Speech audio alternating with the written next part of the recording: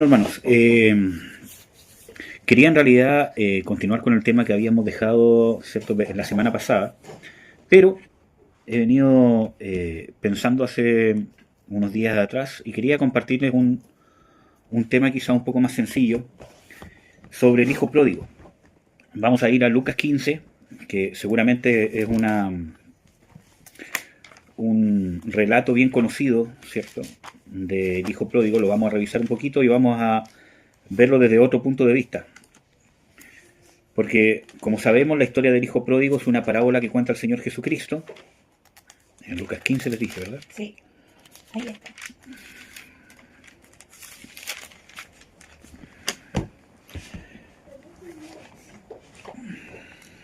Parábola del hijo pródigo. Vemos acá, está en Lucas 15, del versículo 11 al 17, si mal no recuerdo. No, más todavía. Pero del versículo 11. Vemos que el Señor Jesucristo nos muestra de que hay un hombre que tiene dos hijos. Y, el menor pide su herencia, entre comillas, antes de tiempo, entendiendo que en el sistema bíblico el tema de la herencia no es como el de ahora, que uno tiene que esperar a que el papá se muera para poder cobrar la herencia. Desde el punto de vista bíblico y judío, ¿cierto?, el hijo venía a tomar parte en la herencia cuando el papá estaba en vida. Cuando ya tenía cierta edad, entre los 12 y 13 años, empezaba a trabajar con el padre y empezar a contribuir en aumentar la herencia. Y aunque era suya desde el momento que él nació, ¿cierto?, él no tenía parte sobre ella hasta que maduraba. Y él empezaba a trabajar en la herencia. Y lo que él iba ganando también, ¿cierto?, empezaba a ser parte de su propia propiedad y podía formar una familia justamente con esa herencia, aunque el padre estuviese vivo. ¿Ya? Entonces, nos encontramos con un hijo que pide su herencia, ¿cierto? Y como ya vemos, la gasta perdidamente en prostitutas, en muy probablemente juegos de azar, ¿cierto? En pasarla bien, etcétera, etcétera. Y vemos, ¿cierto?, de que después él vuelve. Quiero que podamos ver de que hay una herencia en las Escrituras que nos habla de lo que vamos a heredar, o una herencia incorruptible. Por ejemplo, vamos a ir a Primera de Pedro o Segunda de Pedro, donde nos habla de una herencia incorruptible, hablando del nuevo nacimiento. Y esta herencia incorruptible, muchas veces nosotros queremos vivir algunas cosas que no son para este tiempo, las queremos vivir en este tiempo. Y eso es lo que nos puede jugar una mala pasada. Si mal no recuerdo, está en Segunda de Pedro.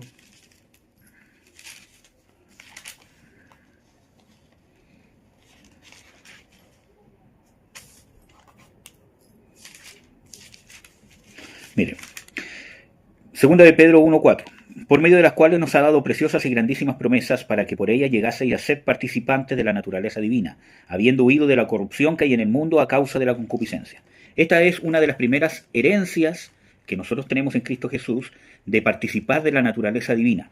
Eso ocurre, es un milagro de Dios y ocurre por gracia, cuando nuestros pecados son perdonados. Acuérdense que para que nuestros pecados sean perdonados, primero tiene que venir el reconocimiento, ¿cierto?, de los pecados para que puedan ser perdonados. Después nos vamos a ir a Efesios 1, donde dice, Efesios 1:13, en él también vosotros, habiendo oído la palabra de verdad, el evangelio de vuestra salvación, y habiendo creído en él, fuisteis sellados con el Espíritu Santo de la promesa. Está hablando de una promesa. Vamos a ver cuál es esa, que es las arras de nuestra herencia,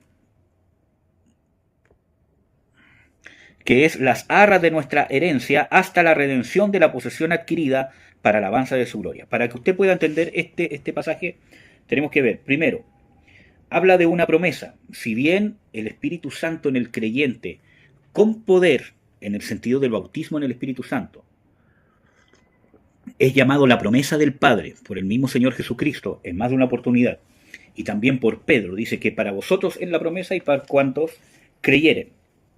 Sin embargo, aquí no está hablando del bautismo en el Espíritu Santo. Está hablando del momento, dice, habiendo vosotros oído la palabra de Dios, ¿cierto?, el evangelio de la salvación, y habiendo creído en él, O sea, en el momento de la conversión, usted es sellado con el Espíritu Santo de la promesa, ¿ya?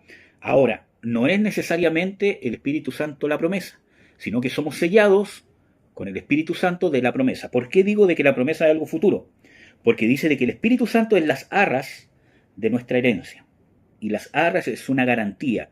Cuando había un contrato, ¿cierto? En el sistema bíblico, ¿cierto? Había una garantía, algo que yo tengo que dar, ¿cierto? Como garantía de que cuando se cumplan las condiciones yo voy a cumplir con lo pactado. Entonces yo doy un adelanto, algo que una prenda o algo que yo le doy a la otra persona para que me crea que al final, ¿cierto? Cuando se cumplan todas las condiciones, yo le voy a dar lo que le estoy prometiendo. Entonces le doy unas arras, un anticipo, parte de, ¿cierto? Para que él tenga una garantía. Entonces, Dios nos da la garantía, ¿cierto? De la herencia para la redención, es el Espíritu Santo. Que el Espíritu Santo esté dentro de un creyente es la garantía que Dios le está dando de que usted es apto para una herencia futura. Ahora, dice, hasta la redención de la posesión adquirida. Aquí está hablando de otro concepto que es una posesión adquirida. Usted adquirió una posesión, pero no tiene parte en ella, porque está hablando en términos futuros. Adquirió una posesión, pero todavía no tiene parte en ella, porque se va a manifestar en la resurrección. ¿Ya? Entonces, viendo ese concepto, volvemos a Lucas 15, en el pasaje que estábamos viendo sobre la parábola de el hijo pródigo. Entonces, quiero que pueda pensar que muchas veces nosotros como cristianos o como creyentes queremos vivir ciertas circunstancias aquí en la tierra en este tiempo presente que no son para este tiempo presente, son para el tiempo venidero. Vamos a ver algunas en Mateo 5, por ejemplo, que lo habían conocido como el Sermón del Monte. Solo vamos a ver algunas para que veamos que muchas veces es ilógico demandarle a Dios ciertas cosas que en realidad Dios ha prometido que no son para este mundo. Aquí vemos, ¿cierto? En el Sermón del Monte, por ejemplo, en el versículo 3 dice, bienaventurados los pobres de espíritu, porque de ellos es el reino de los cielos. Bienaventurados los que lloran, porque ellos recibirán consolación. Entonces, ¿cómo usted va a recibir consolación de parte de Dios en la resurrección? Se supone que la está buscando acá. Por eso que Jesús, cuando habla muchas veces de los fariseos, ¿cierto? Dice, los que oran en público y que los admiran y todo lo demás, dice, ellos ya tienen su recompensa. O sea, por adquirir acá la recompensa, pierde la recompensa eterna. Entonces, si nos vamos a, ¿cómo se llama? Apocalipsis, ¿cierto? Dice de que Dios enjugará toda lágrima en el momento donde el Señor va a cumplir todas las cosas que ha prometido. Y a veces nosotros queremos que toda lágrima sea enjugada acá en la tierra. Eso no quiere decir, ojo, que Dios no nos dé consuelo ante una situación compleja que estamos viviendo, o Dios no nos haga justicia aquí y ahora, ¿cierto?, de una situación que hemos vivido. Pero la justicia total, la promesa total, ¿cierto?, no se puede experimentar en esta tierra. Como dice Pablo, lo corruptible, que nuestro cuerpo corruptible, nuestra naturaleza corrupta, no puede heredar lo que es incorruptible, ¿cierto? Y pese a que en el momento de la salvación nuestros espíritus son redimidos, pero estamos en un proceso donde tenemos que llenar de esa redención nuestra alma y finalmente la resurrección nuestro cuerpo.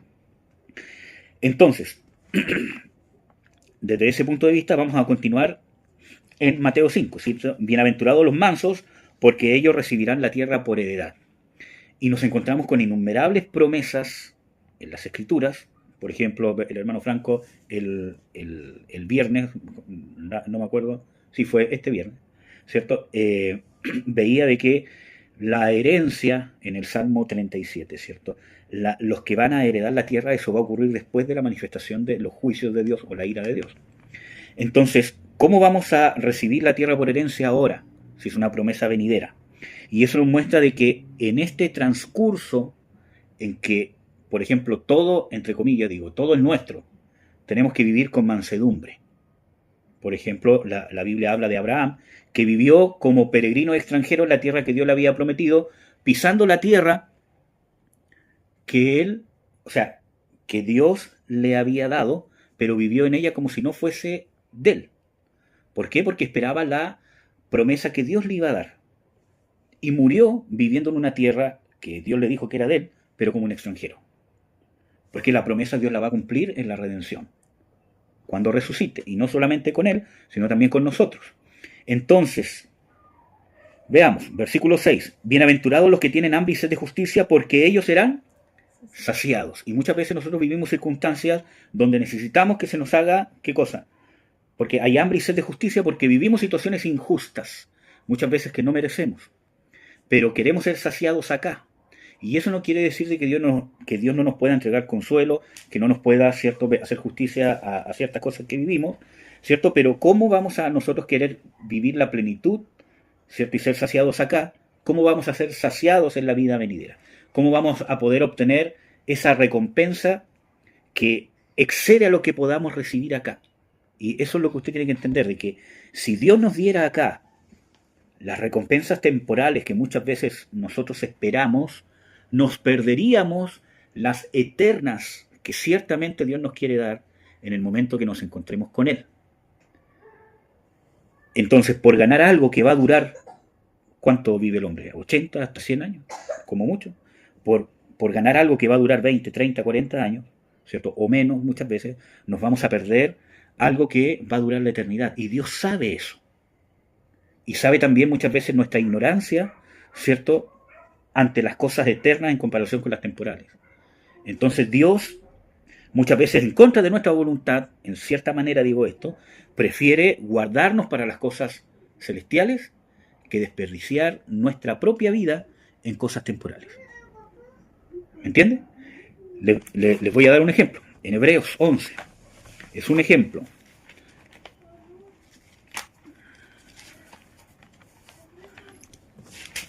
Perdón si me demoro mucho, pero esta Biblia la estoy ocupando hace poco.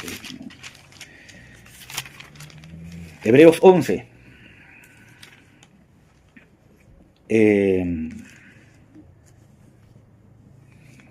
Versículo 35. Las mujeres recibieron sus muertos mediante resurrección. Aquí está hablando, ¿cierto?, de que hubieron muchos milagros que hizo Dios, ¿cierto?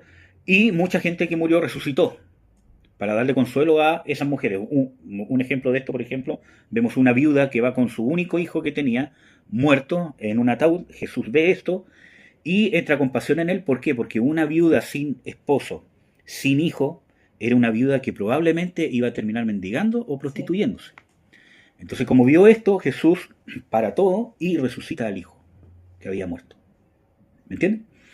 Entonces dice, muchas recibieron justamente a sus muertos en resurrección, pero más otros fueron atormentados, no aceptando el rescate a fin de obtener ¿qué? Mejor resurrección. Entonces vemos que se enfocaron en lo que venía después, en la otra resurrección o en la otra recompensa, y prefirieron ser atormentados en el sentido, ¿cierto?, de vivir las consecuencias de aquello, pero porque esperaban algo mejor. Y de eso está lleno las Escrituras. Sigamos en Mateo 5. Dice, bienaventurados los misericordiosos porque ellos alcanzarán misericordia. Esto es que en esta vida, porque ¿qué es dar misericordia? Dar gracia o algo bueno a alguien que no lo merece. Eso es ser misericordioso y es lo que Dios hace con nosotros, algo que nace de nosotros mismos, no porque la otra persona se lo merece. Eso es misericordia, porque yo puedo ser bueno con alguien que fue malo conmigo, pero puedo ser bueno con esa persona porque estoy viendo que está dando pasos y que está, no sé, viendo un cambio, entonces yo voy siendo bueno con la persona, o voy perdonando a la persona. Pero la misericordia es distinta, porque la misericordia es benevolente, es buena, no porque la otra persona se lo merezca, sino porque nace de uno mismo. Y así Dios es misericordioso con nosotros, porque créame de que si dependiera de nosotros, ¿cierto?, Dios jamás hubiese dado ningún paso para redimirnos. ¿Me entiende? Sino que nace de Él mismo. Esa es la misericordia. Entonces, en esta tierra nosotros tenemos que ser misericordiosos ante estas situaciones, ¿cierto?, sobre personas o sobre circunstancias que no merecen, misericordia, y en el futuro alcanzaremos ¿qué? Misericordia de Dios. Dice, bienaventurados los de limpio corazón, porque ellos verán a Dios. Bienaventurados los pacificadores, porque ellos serán llamados hijos de Dios. Bienaventurados los que padecen persecución por causa de la justicia, porque de ellos es el reino de Dios. Entonces muchas veces no queremos padecer persecución por causa de la justicia, ¿cierto? En este mundo queremos ser los que gobiernan, los vencedores, los que son intocables, etcétera, etcétera. Y ojo que padecer por causa de la justicia no es solamente ser perseguido porque usted va a predicar. Es padecer por causa de que yo aplico justicia. Porque Dios me demanda, por ejemplo, perdonar. Dios me demanda reconciliarme. Y yo tengo que actuar conforme a la justicia que Dios me demanda. ¿Cómo debo ser? Como esposo, como esposa, como padre, como hijo, etcétera, etcétera. Y eso me lleva a un padecimiento, especialmente en este mundo que no comprende la justicia de Dios y que peor aún se opone a la justicia de Dios. ¿Me entiende? Entonces, ese padecimiento, ¿no es cierto?, esas consecuencias de vivir conforme a la justicia de Dios en este mundo, que va desde ser menospreciado por la gente, desde ser ridiculizado, hasta consecuencias sociales, aislamiento social o consecuencias penales, ¿cierto? Violencia. Eso es padecer por causa de la justicia. Entonces yo no puedo esperar ahora, ¿no es cierto?, no padecer por causa de la justicia, si el mismo Señor Jesucristo me dice que es una bienaventuranza a futuro. ¿Me entienden? Dice, bienaventurados sois cuando os vituperen y os persigan y digan toda clase de mal contra vosotros mintiendo. Gozaos y alegraos porque vuestro galardón en el futuro es grande en los cielos, porque así persiguieron a los profetas que fueron antes de vosotros. Cuando habla de los cielos no habla de un lugar físico. Acuérdense que no nos vamos a ir al cielo, ¿cierto?, sino que Jesús va a traer lo celestial aquí a la tierra. Está hablando de que tenemos galardón de naturaleza celestial y no de naturaleza natural. Pablo dice, ¿cierto?, por ejemplo, de que las cosas que vivimos en este tiempo presente, las adversidades que vivimos en este tiempo presente, no se han de comparar con la gloria venidera. Pero para que nosotros podamos vivir esa vida tenemos que entender qué es lo que viene en la gloria venidera. ¿Me entienden? ¿Qué es lo que viene en esa gloria, en ese galardón, en lo que realmente Dios nos quiere dar en la eternidad o en lo celestial? Y muchas veces no lo visualizamos y no lo entendemos porque tenemos nuestra mente, nuestro corazón puesto en las cosas naturales y puesto en las cosas temporales. Y la Biblia dice de que las cosas que se ven, lo temporal, lo terrenal, nuestro cuerpo físico que se desgasta, las enfermedades, las penas, las angustias, son cosas que son temporales. Pueden ser muy terribles, pero son temporales. Pero las cosas que no se ven son eternas. Por ejemplo, usted ante un abuso, por ejemplo, puede sembrar cosas celestiales o eternas que no se ven.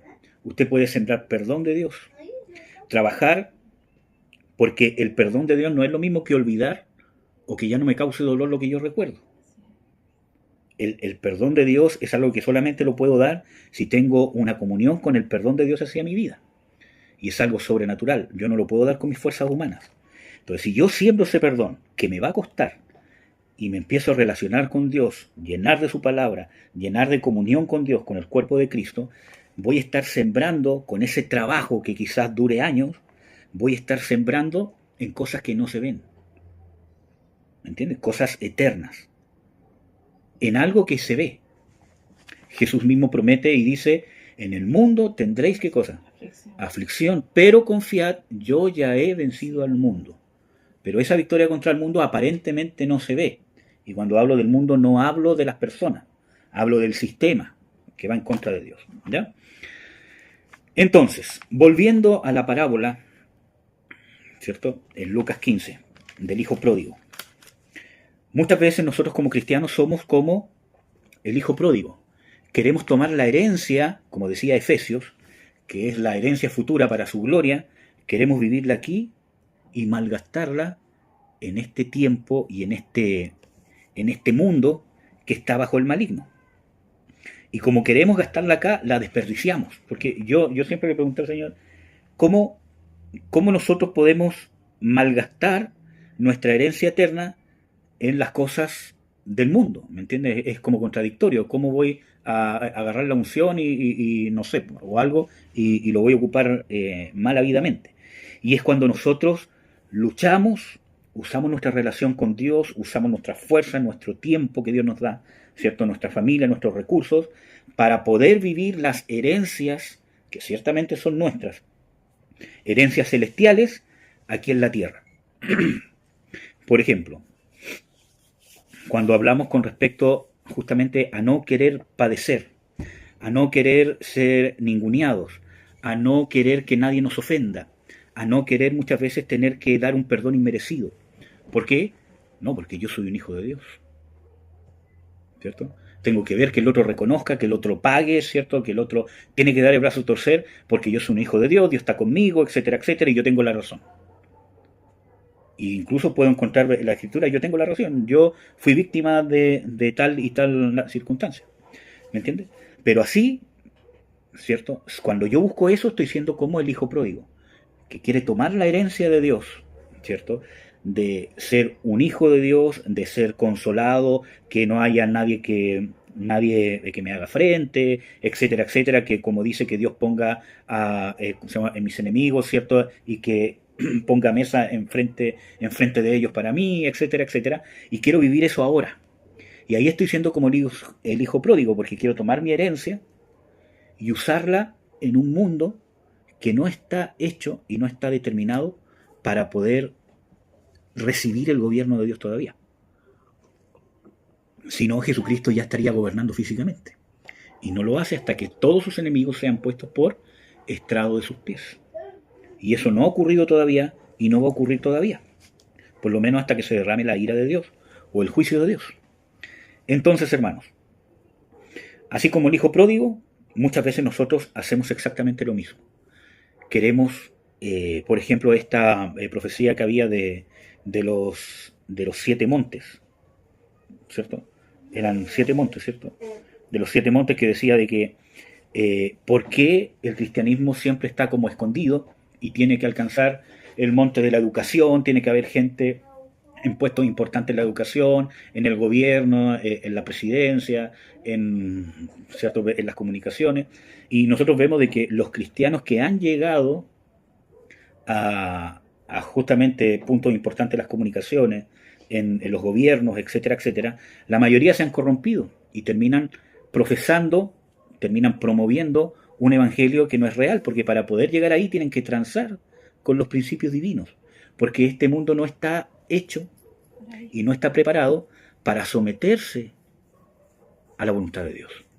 Porque si a nosotros nos cuesta como cristianos, teniendo el Espíritu Santo viviendo en nosotros, y teniendo luchas con la carne, por ejemplo, en el matrimonio, poder amar como Dios quiere que amemos, poder respetarnos como Dios quiere que nos respetemos, poder tener un enfoque realmente del reino de Dios con nuestros hijos, con los padres, ¿cierto? Que me cuesta honrar porque tengo que perdonar a mi padre, tengo que perdonar a mi madre, etcétera, etcétera. Si nos cuesta como cristianos, ¿cómo le vamos a exigir al mundo que se someta a Dios si a nosotros como cristianos nos cuesta luchas muchas veces hacerlo? ¿Me entienden? Entonces, para poder llegar a esos puestos en los que han podido llegar, o los que son más famosos, han tenido que transar para que la gente los acepte, porque si no, no podrían estar en esos lugares. Entonces, no podemos desperdiciar nuestra herencia eterna en este mundo impío. Ahora bien, vamos a ver algunas cosas. Vamos a ver Mateo 25, 21. No, vamos a ver Lucas 16, 10, ya que estamos aquí mismo.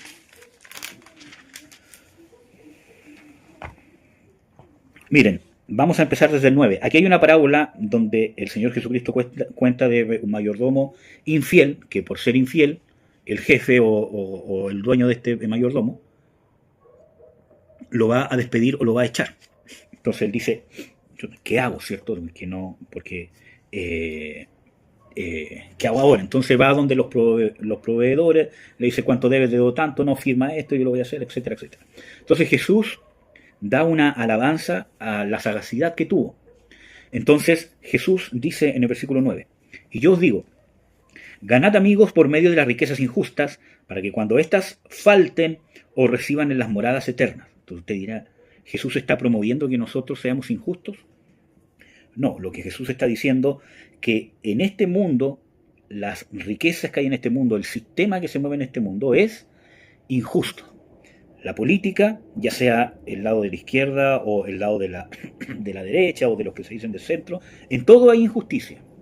No hay nada perfecto, ¿cierto? Entonces, también ¿cómo se llama? En las leyes, etcétera, etcétera, porque no porque sea ley en una nación es necesariamente bueno. ¿Me entiendes? O justo.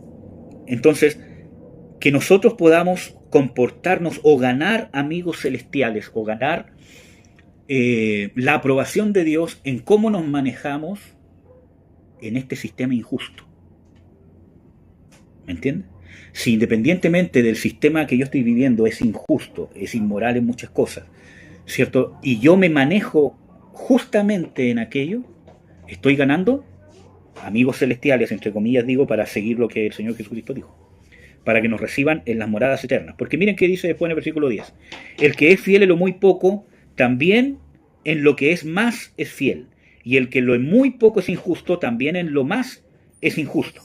O sea que nosotros tenemos acá en la tierra una parte de la herencia celestial. Por eso que se pueden manifestar las sanidades, se puede manifestar el poder de Dios en nosotros o por medio de nosotros, ¿cierto? Según la voluntad de Dios, porque tenemos una parte de la herencia que podemos vivir y que tenemos que administrar sabiamente. Si esa pequeña parte no la administramos bien en este mundo injusto, ¿cierto?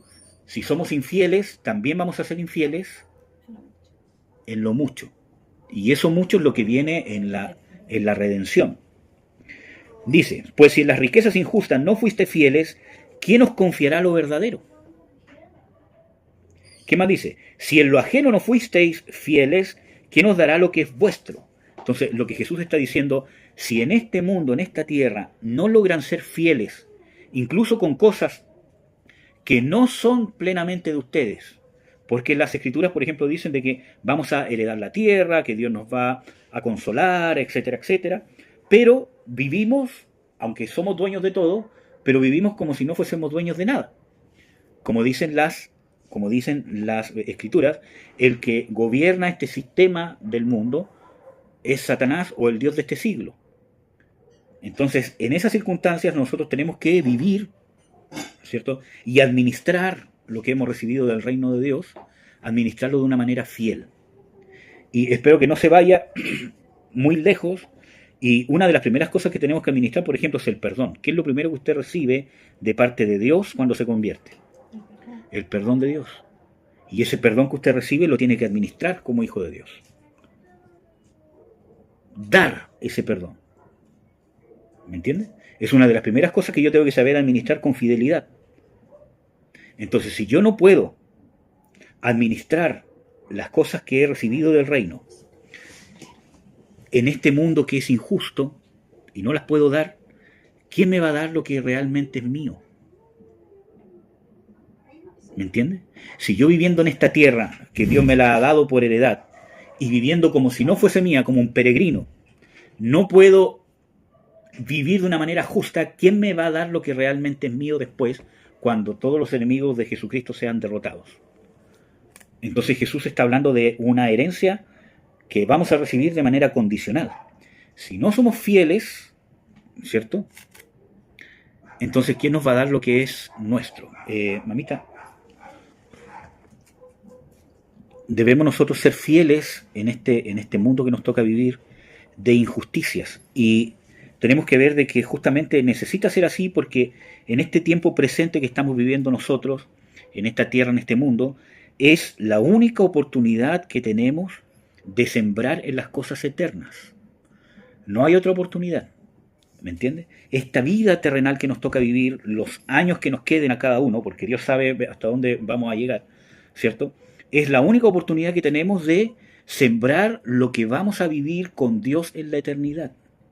Porque si bien la salvación es por gracia, y Dios, por medio del sacrificio del Señor Jesucristo, si usted realmente se convierte a Cristo, le promete que va a pasar de muerte a vida en la resurrección, y no va a vivir la condenación eterna, pero cómo viva en la eternidad va a depender de su fidelidad aquí en la tierra.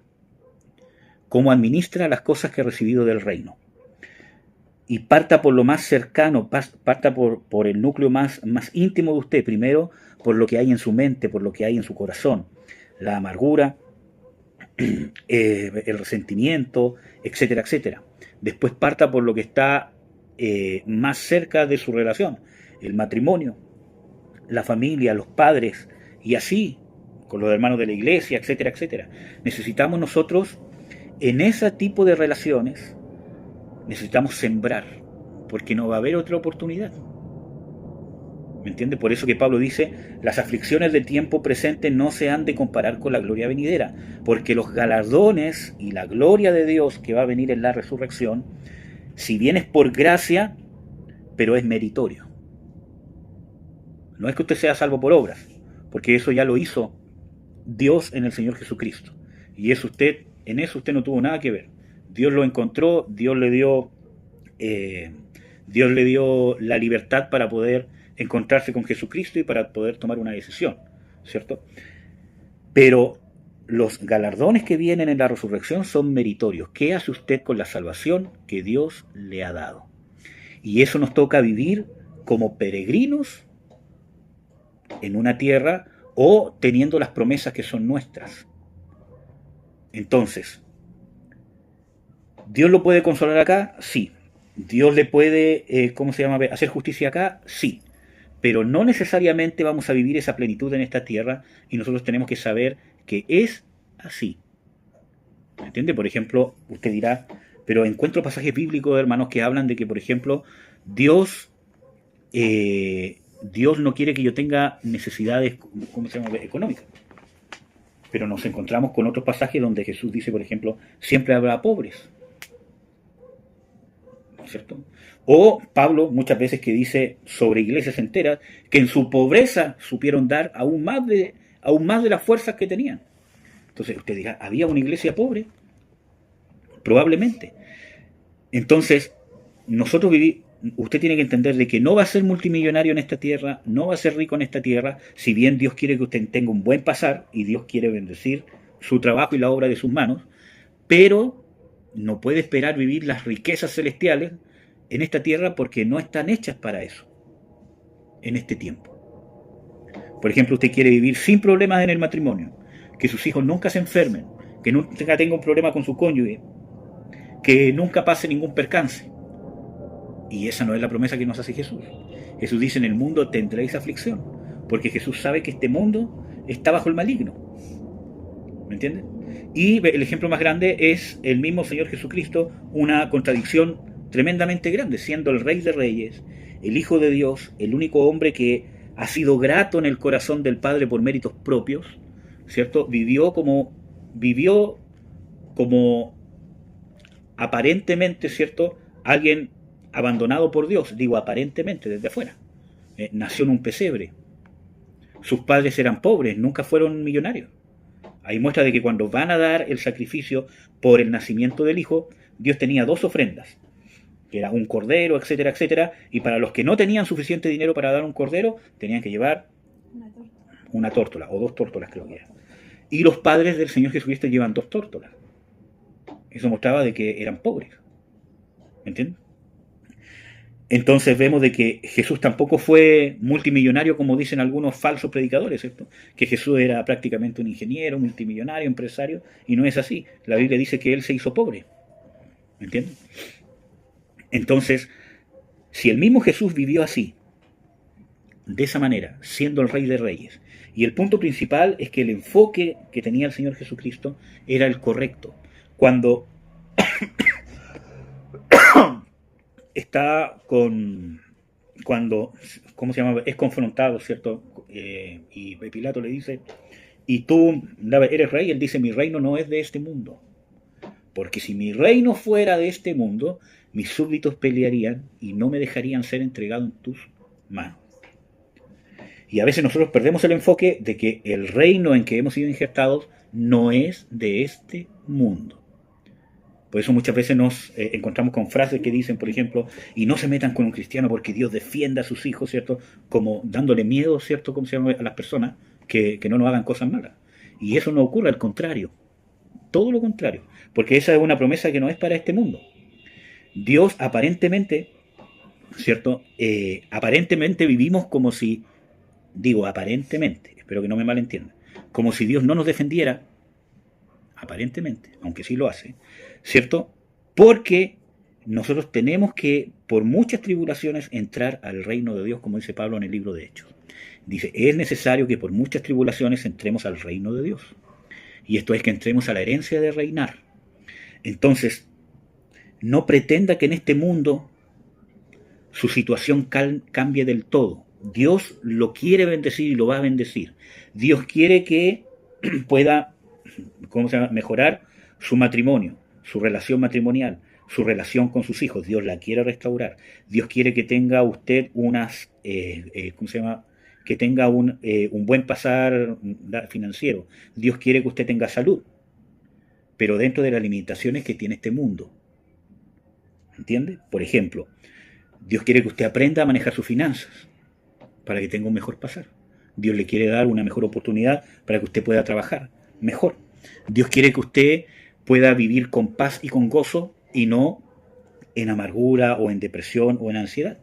Dios quiere que tenga usted paz y gozo dentro de las limitaciones, ¿cierto?, que se pueden vivir en este mundo.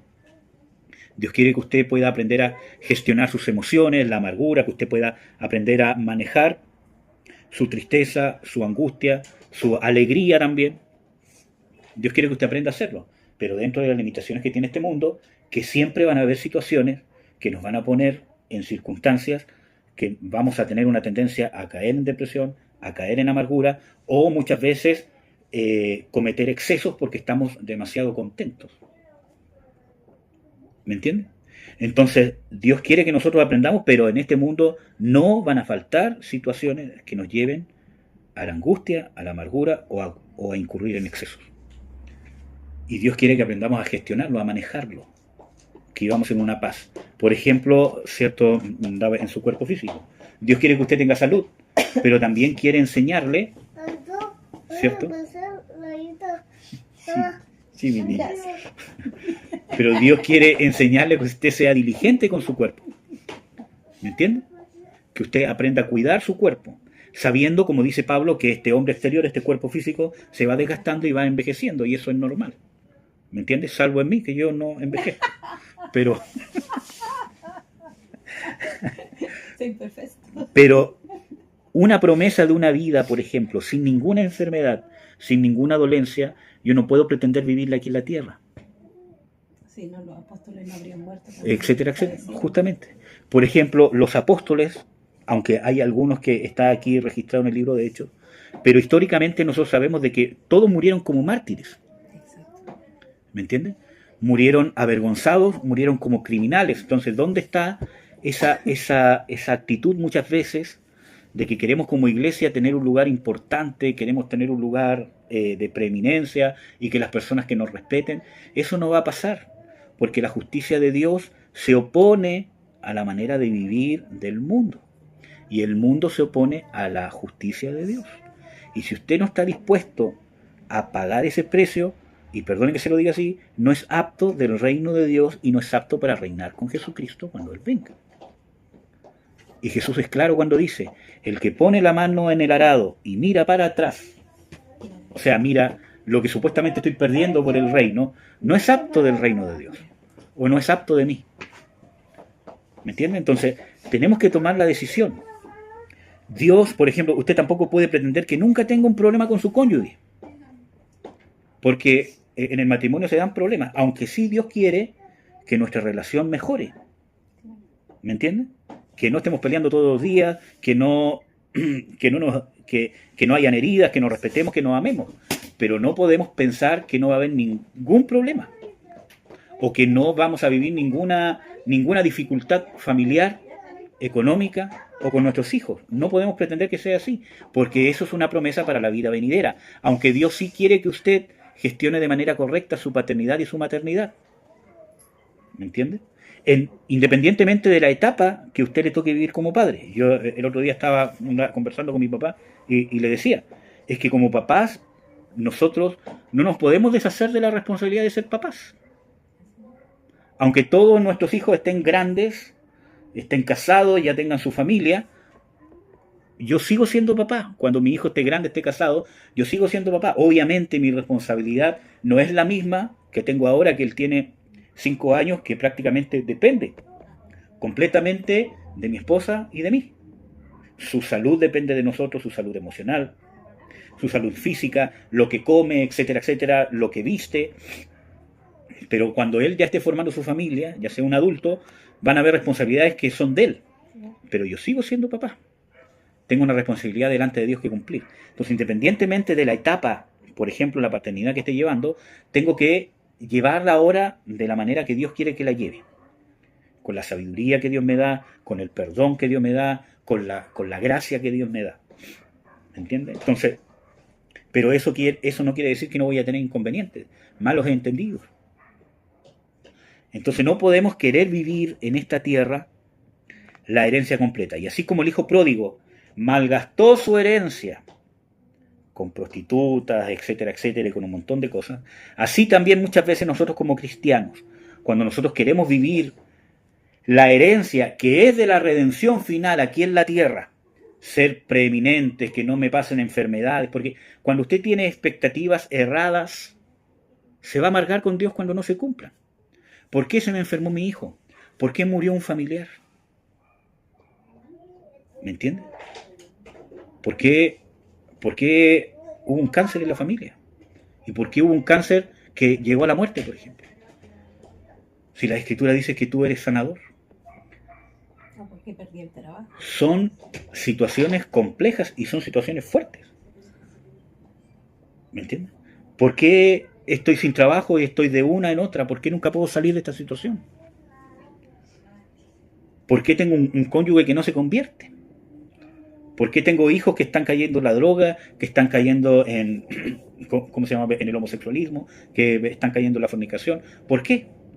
Entonces, como me hago expectativas muchas veces irreales de que por ser cristianos no nos va a pasar nada y todo va a ser maravilloso y perfecto, y que estamos exentos de ese tipo de problemas, nos empezamos a preguntar por qué y nos terminamos amargando con Dios, pensando que Dios no nos ama, que Dios no está con nosotros. Y aunque en muchas circunstancias yo tengo que analizar si me equivoqué, por ejemplo, ¿cierto?, en el caso ¿cómo se llama?, con los hijos, quizás yo hice algo, siendo cristiano o no siendo cristiano, ¿cierto?, que llevó a que mi influencia no fuese la suficiente para que mi hijo no cayera en estas cosas. Y de eso yo me tengo que arrepentir y aprender, pero tengo que saber que no puedo volver atrás. El daño de lo que hice o el daño de las cosas que no hice ya fue hecho, pero independientemente de cómo esté la situación ahora, Dios en esta situación quiere obrar. Entonces no se espante, en el sentido de que está todo perdido porque un hijo está en el homosexualismo, está en la droga, etcétera, etcétera, aunque es terrible. Es una situación compleja y muy difícil, pero no se espante, porque es parte de las cosas que nos pueden llegar a pasar. Analice si realmente se tiene que arrepentir de algo, etcétera, etcétera, pero sepa que no puede volver atrás, pero sí puede edificar de aquí para adelante. La restauración. ¿Me entiende? Entonces no trate de tomar una herencia que es para la resurrección y querer usarla aquí ahora. Siembre en las circunstancias que nos toca vivir, como decía Jesús, sea fiel en la riqueza injusta o en la situación injusta que le toca vivir. Sea fiel. Aproveche ahí de sembrar fidelidad. ¿Me entiende? Constancia. Porque en esa situación, con un hijo en la droga o con la situación que sea, usted puede sembrar amor, puede sembrar comprensión o puede sembrar también justicia. De dejar de tolerar ciertas cosas porque es su casa. Por ejemplo. ¿Me entiende? Entonces, ahí usted puede sembrar y aprovechar esa circunstancia para sembrar en las cosas eternas y ser fiel. ¿Me entiende? Entonces, por ejemplo, con una enfermedad terrible. También. ¿Por qué me pasa a mí? Pero en esa circunstancia usted puede sembrar. Seguir creyendo en Dios, amar a esa persona hasta el final, estar con él, acompañarlo, etcétera, etcétera. ¿Me entiende? Porque muchas veces nosotros no vemos las cosas eternas, la herencia eterna, y no alcanzamos a dimensionar lo valiosa que es y lo que perderíamos si Dios tomara esa herencia eterna y la desperdiciara en algo temporal. Y ahí tenemos que aplicar la fe. Como dice Hebreos 11, que Abraham vivió como peregrino y extranjero en la tierra que era suya. Y a veces nosotros vivimos como derrotados, siendo ¿qué? Victoriosos. Vivimos bajo la susceptibilidad de la enfermedad, de la injusticia, de las adversidades de la vida. Vivimos bajo el miedo. No bajo el miedo. Vivimos bajo las adversidades de la vida, bajo enfermedades, etcétera, etcétera, pero teniendo la victoria sobre esas cosas. Pero vivimos bajo ellas, así como Jesús, ¿cierto? Jesús vivió siendo el Rey de Reyes, siendo el vencedor, él habiendo dicho, el príncipe de este mundo ya ha sido juzgado, pero, ¿cierto?, se ensañaron con él en la cruz, no solo los hombres, sino también los demonios. Pero él ya lo había vencido. ¿Me entienden? Vivimos en esa aparente contradicción, pero es necesario vivir esa aparente contradicción para que podamos poseer las herencias eternas.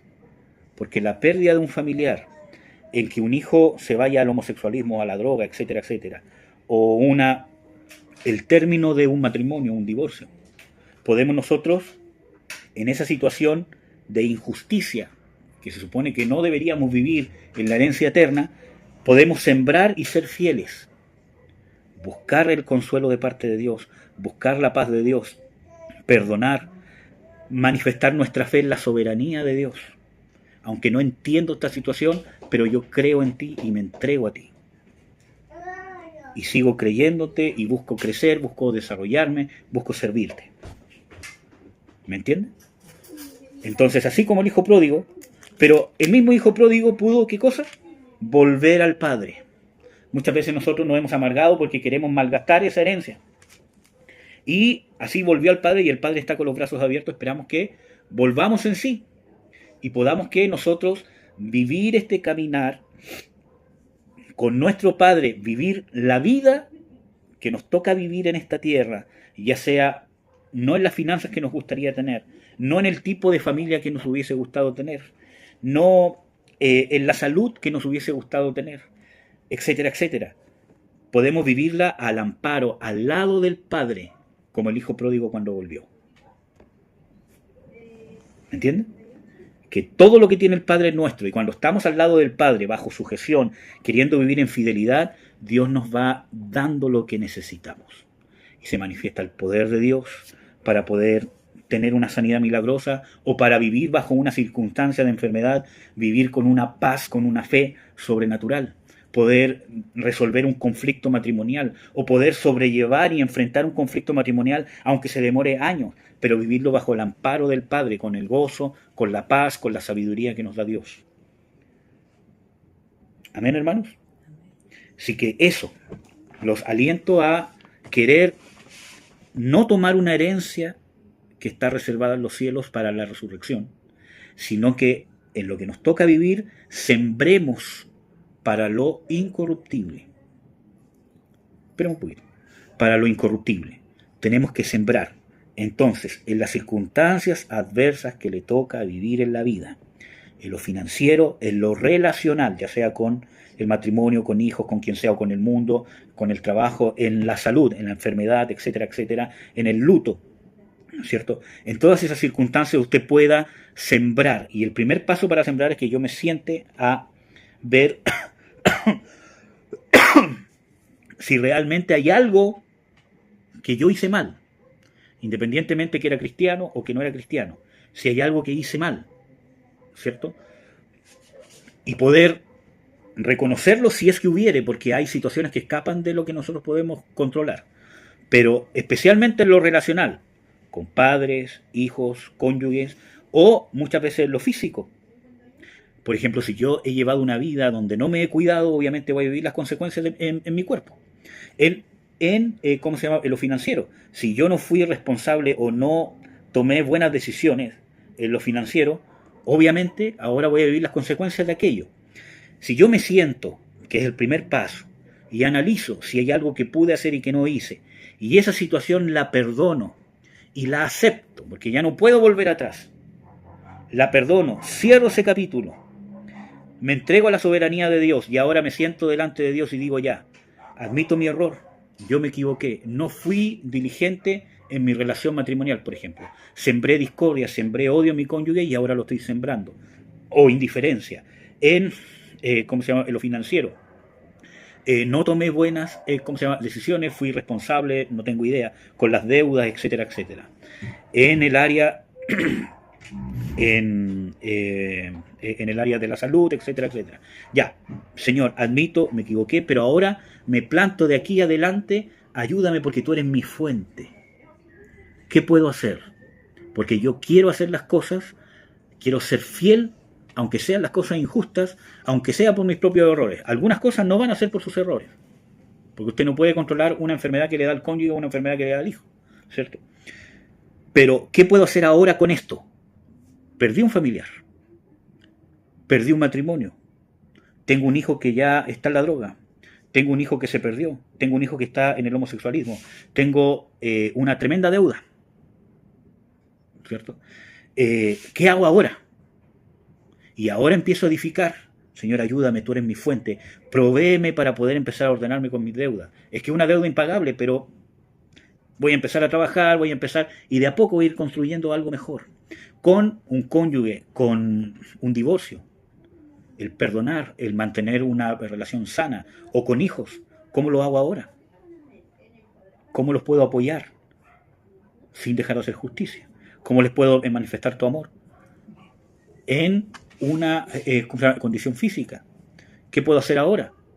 Siempre hay algo que hacer. Yo siempre, como kinesiólogo, siempre, ¿cómo se llama?, le digo a los pacientes, siempre hay algo que hacer. Es mucho mejor que esté haciendo algo a que no esté haciendo nada. Por ejemplo, el otro día estaba haciendo un Uber y me decía un caballero de 75 años, pero es que ya tengo 75 años, y le dije, eso no es impedimento, porque, ¿cómo se llama?, es mucho mejor que esté haciendo algo a que no esté haciendo nada. Me decía, sí, en realidad tiene razón. ¿Me entiendes? Nadie dice que va a volver a ser como joven o que va a quedar totalmente sano, pero es mucho mejor que se esté tratando a que se deje estar. Y así con una relación matrimonial, por ejemplo, que rompí, o que he destruido y que ahora estoy sembrando, o estoy cosechando.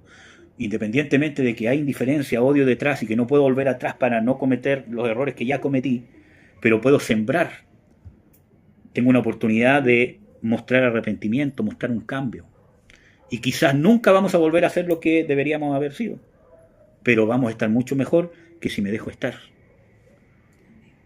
¿Me entienden? Ahora sí, ¿qué es lo que iba a decir? Es que cuando estaba hablando me vino a mi mente lo de la sacerdotisa que estaba en el templo, que fue una viuda que tuvo un matrimonio de 7 años, enviudó. La Biblia dice de que no dice de que tuvo hijos. Y ella fue a su fuente, la consolación iba, su fuente y su afirmación era en el Señor, que estaba todo el día adorando al Señor. En ella se afirmó en su luto, en su dolor, en todo. Pensaba en eso y pensaba en el rey David cuando pecó y él ayunó y clamó al Señor por su hijo, pero murió. Y él, las palabras de él a mí me estremecen, porque dice de que él, la esperanza de él era justamente en esa eternidad, lo que iba a venir, y él tenía que prepararse para poder ser digno también ante el Señor, de poder estar con él en ese tiempo venidero. No sé, pensaba en esas dos cosas, que son cosas muy fuertes que te pasan en la vida, que son pérdidas. Eso. Amén, mamita. Y que ellos se afirmaron en el Señor y siguieron adelante. Amén, mamita. Entonces, hermanos, tenemos que, independientemente de las circunstancias que nos toque vivir, como decía mi mamá, la pérdida de un hijo, o la viudez, la pérdida de un cónyuge, independientemente de las circunstancias que nos toque vivir, tenemos que nosotros saber edificar de aquí para adelante, tomar la porción del reino que nos toca y poder administrarla de una manera fiel, independientemente de las situaciones injustas o tormentosas o terribles que nos toca vivir. Tenemos que comportarnos con seguridad, y para eso tenemos que tener una vida de fe, confiar en la soberanía de Dios, confiar en que Dios tiene la soberanía, no el control, porque hay cosas que Dios no necesariamente provoca. pero sí es soberano en muchas circunstancias que nos toca vivir. Y si nosotros nos albergamos en la soberanía de Dios, eso quiere decir que recurro a Dios para encontrar consuelo en una situación o consejo para poder hacer frente a una circunstancia. Busco el consejo de Dios, el consejo de la palabra, y lo quiero hacer a la manera de Dios. Busco consejería en la iglesia, busco ministración en la iglesia, y no creo que yo tengo toda la respuesta, sino que busco de Dios para poder arreglar mi vida, para poder arreglar mis situaciones que me toca vivir, hallar el verdadero consuelo, saber cómo llevar un matrimonio, cómo llevar una relación con los padres, con los hijos, cómo enfrentarme al mundo, etcétera, etcétera.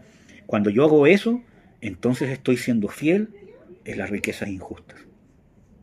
Y ahí se cumple lo que dice Jesús, si somos fieles en lo que no es nuestro, ¿cierto? Porque este mundo impío no es lo que Dios nos quiere heredar. Si somos fieles, entonces Dios sí nos va a dar lo que es nuestro. Un mundo sin impiedad y sin injusticia, el cual el Rey soberano se va a manifestar, nuestro Señor Jesucristo. Amén. Oremos, hermano. Padre, te bendigo, te doy las gracias, Señor, por tu soberanía, por tu amor. Queremos, Señor, bendecirte, queremos que nos abras el entendimiento para poder entender, Señor, la bienaventuranza que tenemos en la gloria venidera, que nos has dado el Espíritu Santo, que es las arras o la garantía de una promesa mayor, siendo que es tu propio Espíritu, el propio Espíritu de Dios viviendo dentro de nosotros, que a veces no lo alcanzamos a valorar. Si eso es solamente la garantía, ¿cuánto más será la promesa en sí misma? Queremos nosotros pedirte que nos abras el entendimiento para poder valorar como es debido la promesa celestial de la redención o de la herencia adquirida, como dicen Efesios. Poder entender cuán grande es esa herencia y poder vivir una vida donde podamos padecer, donde podamos tener la paz, la fe suficiente para poder vivir las adversidades de esta vida esperanzados en la gloria venidera. Ayúdanos, Señor, a reconocer los errores que hemos cometido que nos han llevado a las situaciones que estamos.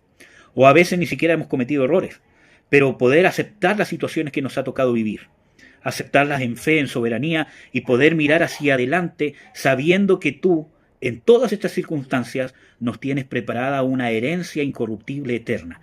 Ayúdanos a sembrar, a ser fieles en este mundo, en estas situaciones de injusticia, y poder que esa fidelidad, saber que va a dar frutos, no solamente aquí en esta tierra, sino principalmente en la gloria venidera. Ayúdanos, Señor, abre nuestra mente, rompe esquemas, ayúdanos a enfrentar la pena, el luto, la angustia, muchas veces la amargura, la desesperación, la ansiedad, la impotencia, muchas veces.